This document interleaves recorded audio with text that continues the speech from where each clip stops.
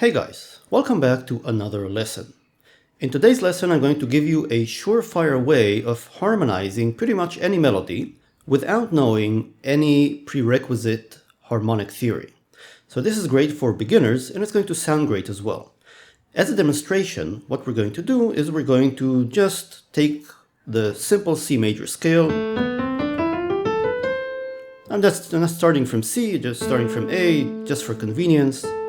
But it's going to end up sounding like this.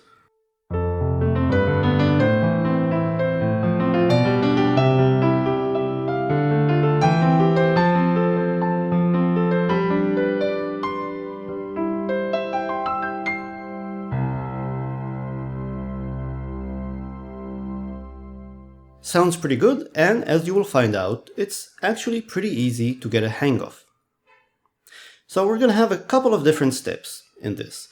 And we're going to, again, stick to the same pattern, just playing along the notes of the C major scale to make it simple, but this idea can be extended to pretty much any melody.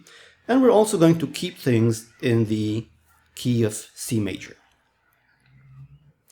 All right, now, the first thing you're going to have to do, is basically take each of the melody notes.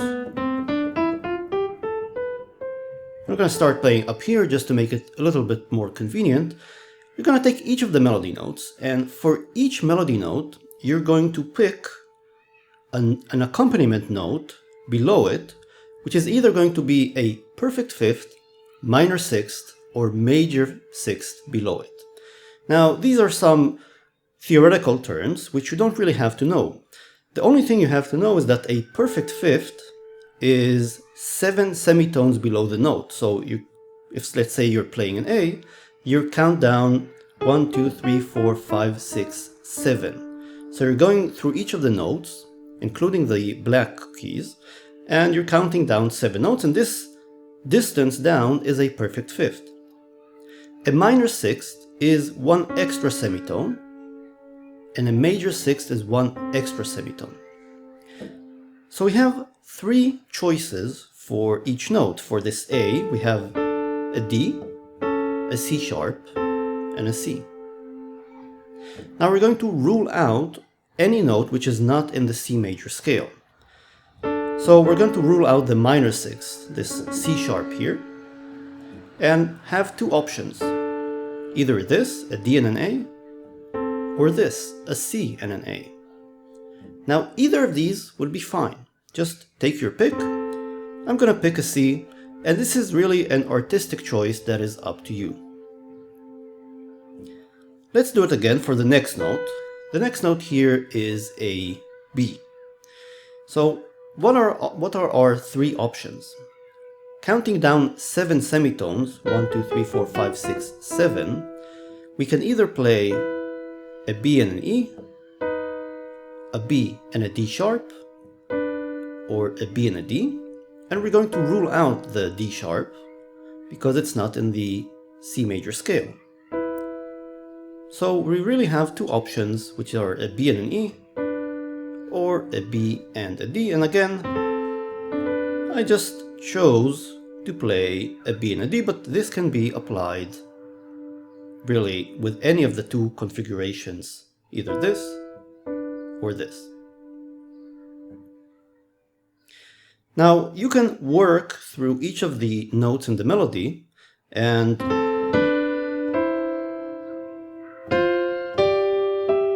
pick your harmonizations for the right hand.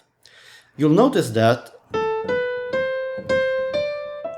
I'm hitting this C note twice, and one of the times I'm playing a minor sixth, and in the second time I'm playing a perfect fifth, which is fine. I could have also stayed on the minor sixth for the 2 C's, so I could play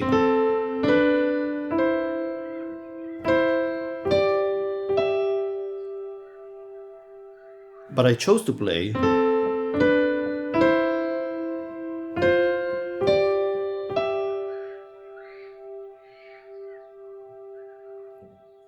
It's really up to you. You make this choice. This is a bit of artistic freedom you get to do within this framework. Now, for the next step of this harmonization process, we're going to pick a chord to play in the left hand. And you're going to find out that for each of the note pairs that you play in the right hand, you're usually going to have between 1 or 2 different options in the left hand. Now, in case you haven't seen these, there are a couple of chords you can build on the C major scale, and these are C major, D minor, E minor, F major, G major, A minor, B diminished, and C major. Now, to keep things a bit easier, I'm probably going to not use diminished chords. Although you can reiterate everything I tell you and include diminished chords in the analysis, but as a first step, when you're first seeing this method, it's best to try and avoid them because they don't sound as smooth as the other major or minor chords. So we really have a choice of 6 different chords: 1, 2, 3, 4, 5, and 6. C major, D minor, E minor, F major, G major, and A minor. Now, what we're going to do is we're going to outline or find all of the chords which coincide with these 2 notes of the right hand. So I'm going to look at all of the chords in the left hand that I can play, the 6 chords, and figure out which ones contain both of these 2 notes, and any chord that qualifies is going to be an admissible or permissible chord. So let's see. I'll play it up here, again to make things a little bit easier for you to see. And starting out from C major, you'll see that C major doesn't have an A, so it's disqualified. This D minor doesn't have a C, so it's disqualified. This E minor doesn't have a C or an A, disqualified. This F major has both a C and an A, so this is one possibility. G major is disqualified, and A minor is a possibility. So I can either play an F major or an A minor in the left hand.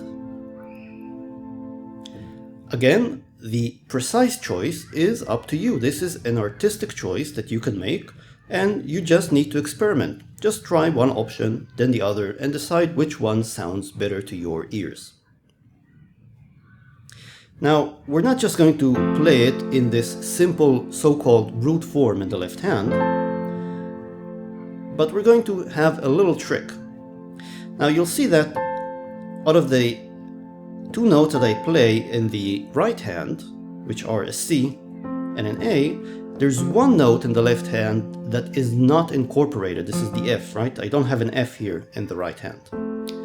So what I'm going to do is I'm going to do the following. I'm going to start from the note that's missing from the right hand, and then I'm going to sort of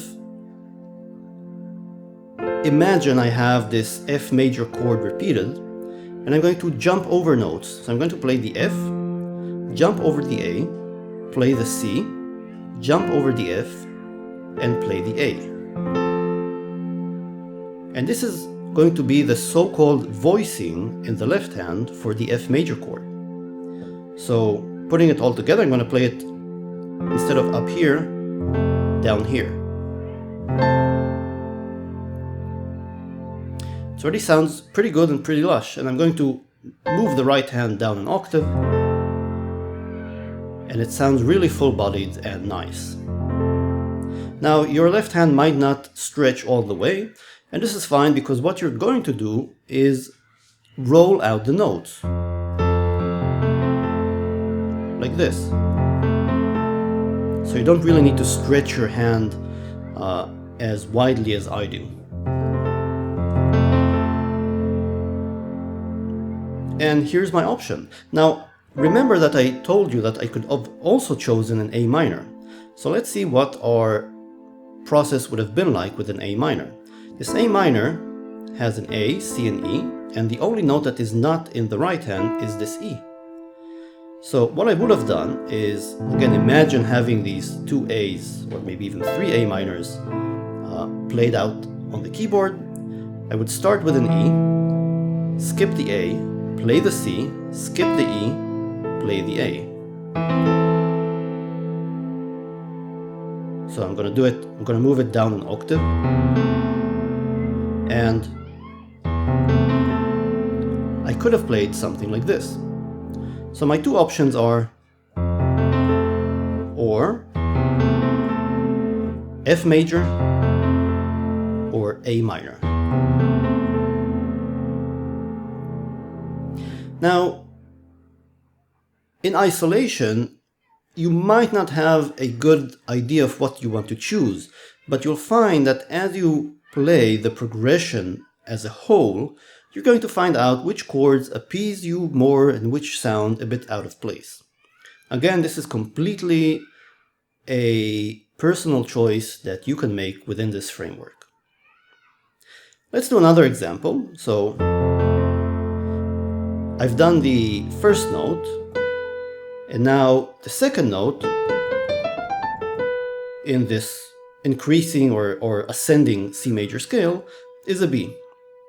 Now, remember, I made a choice for the B to play a D. Now let's see which chords, I'm going to play it up here, which chords in the left hand are permissible according to our system. Not a C major, right? It's missing both a B and a D. Not a D minor, not an E minor, not an F major. A G major would work, and not an A minor. So there's really only one solution. The only note in the right hand that's missing, or the only note in the left hand that doesn't appear in the right hand, is a G. So, as before, take the G, skip the B, play the D, skip the G, play the B.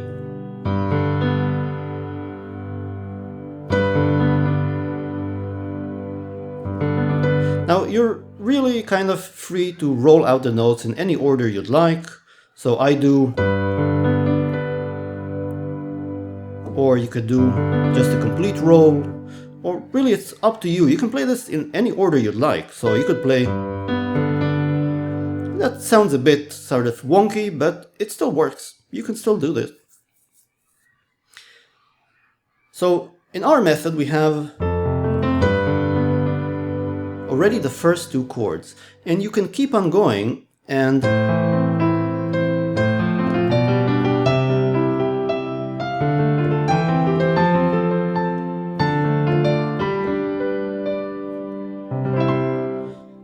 pretty much harmonize any melody in this manner. Really, pick any melody you like, pick a children's song, pick Mary Had a Little Lamb, and see if you can harmonize it according to these principles. Pick a Taylor Swift song, pick a jazz standard. Pretty much anything can be harmonized in this manner. That's it for this lesson. I hope you've learned something interesting, and I'll see you next time.